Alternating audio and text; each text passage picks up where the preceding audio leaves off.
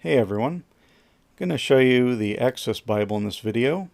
This is a study Bible that is, if you're familiar with the New Oxford Annotated Bible, it's kind of a layman's version of that.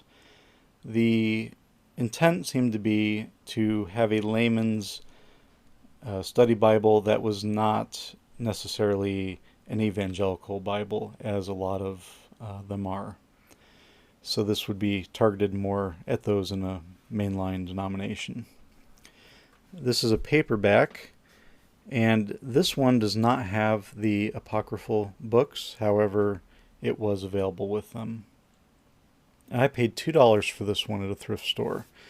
It is the first edition. It has since been revised, and I believe it has more notes and certainly updated notes, things like that. And, I'll cut right to the chase. I don't really like it that much. I just never got that into it and have not used it that much. It's got a reader's guide, which is nice. And there are a lot of nice features in it. It just wasn't for me. And I'm going to show you why as we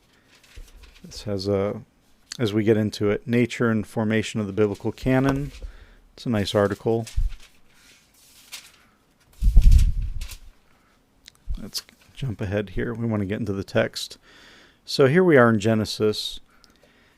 And this is the issue I have with this particular Bible. And it's a feature of it, but not one that I like. The notes, instead of being at the bottom or just, on the sides or otherwise kind of out of the way, they're interspersed with the text throughout. So you see we have our biblical text, and then you'll hit a solid line, and then it's notes until you hit this, it's called zigzag, and then back to the biblical text. And, it is marked with the lines, but I still, if I'm quickly looking for something, I very easily get kind of like, oh, am I in the notes or am I in the text? And, the other thing is sometimes I just want to sit down and just read the Bible, just the text, or maybe I just want to grab a stack of study Bibles because I was studying a particular passage, and I just want to really look at the notes. And I find it very difficult to do that with this Bible, to either just sit down and read the biblical text or to quickly look up the notes that it contains. And for that reason, I just don't use it. There's people who do. I've seen people who say this is their favorite daily reader. So, I don't want to make it out like it's a bad Bible. It's not. But if you can't get past this format, you're going to have a hard time with it. And that's what I've run into. So it's not one I'm going to keep. But I wanted to show it before I get rid of it. I do like some of the notes and articles. This is a good example here. This note on ritual purity. I think, especially for a layman's Bible or a first Bible for someone, that's a nice note there. If someone's not familiar with the concept of ritual purity and cleanliness, it explains that, it has nothing to do with our modern ideas of hygiene and cleanliness. It's something different. And it doesn't go into a lot of detail, but it gives you a little something which might help someone who's reading that and is confused about what that means and why people are washing their hands. A couple other things I'll show you that I liked.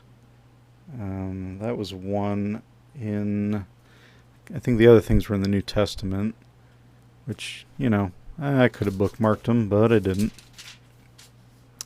This was, I liked this. This was a nice, sorry, I zoomed in too far, and then I did again. There we go.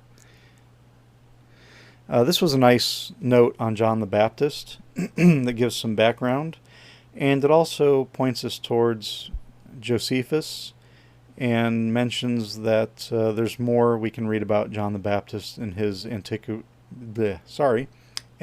of the Jews. And I like that kind of note because I haven't read a lot of Josephus, but I have his works, and I do find it helpful to sometimes reference something he wrote. So that's really cool. I like that. Example, something I don't like, besides the layout, the other thing I didn't like is I felt like in a lot of areas it just didn't give enough information. So I know one that I recently looked up that I wasn't thrilled with was 1 Timothy. Oops, there we go. Chapter 2. And if you're familiar with 1 Timothy, you know there are some verses and some passages in here that are really debated as to what they mean.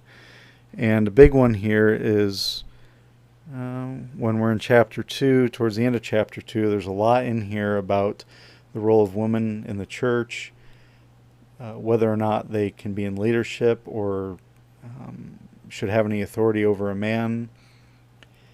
And there's been different ideas and interpretations of those verses, and a lot of the study Bibles I have something about that.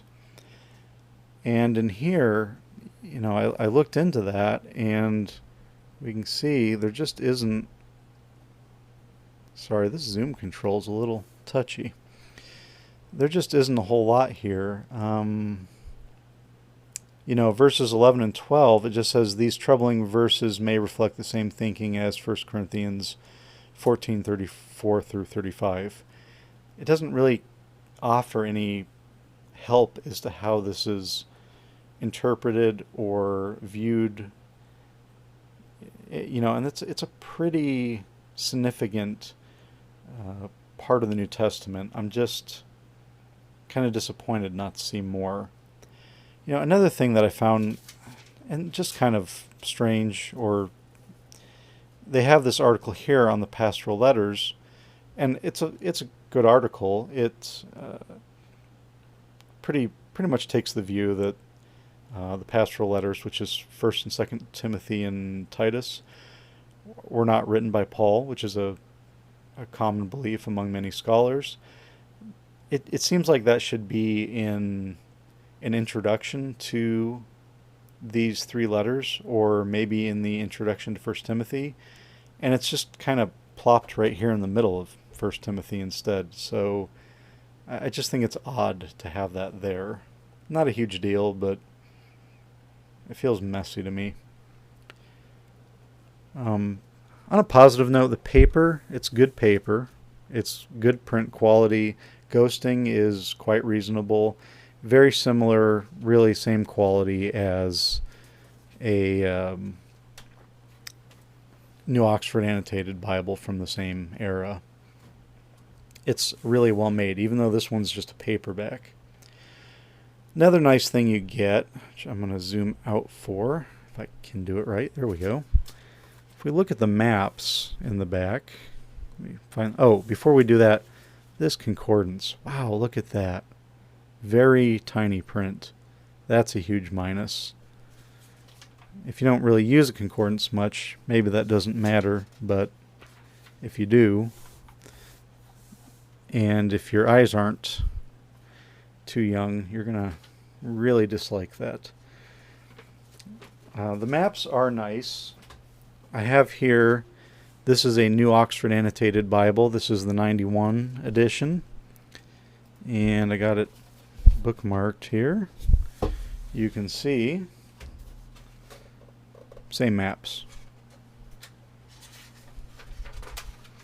I don't know if it has all of them, but just flipping a few pages, you can see we have the same maps, more or less. So that's nice. You're getting those Oxford maps, which are a huge plus when it comes to Oxford Bibles. With that said, though, the price of this brand new and used is, from what I've seen, very much in line with the New Oxford Annotated Bible. I could buy one of these new for $30-some, or I could buy a New Oxford Annotated Bible 5th edition in the hardcover for around the same amount of money. Even used, I paid $2 for this. No apocrypha, some markings and writing. This is a New Oxford. I paid $10 for this one. It was mint at a half-price books. I have another one I paid $5 for, and which is almost mint. So, and a similar option we have here, a Harpercollins Study Bible, which is very similar type of Bible to the New Oxford. I paid $4 for this at a library sale. So given that, I can't really recommend this unless you're just, if you feel like you looked at the New Oxford and it's just, the New Oxford Annotated Bible is going to be more, what do you want to say, academic. The language might be a bit more, along that way rather than being targeted towards a layman. I've had to, believe me, I'm not a university expert or any kind of academic. I've picked up new words from reading the New Oxford Bibles. But I think, for me personally, I like a layman's Bible now and then. I have, I have an NLT Study Bible I really like, and I think that balances nicely with the New Oxford. I'm just not really a huge fan of this, especially because of the layout. So I hope that gives you some idea of what this Bible's like and if it's one you'd want to have. If you look at the latest edition, the layout's exactly the same, so that has not changed. If you have any thoughts or opinions, please share them in the comments below. And if you'd like to see more videos about thrift store Bibles, used Bibles, and things of that nature, please subscribe. Thanks for watching.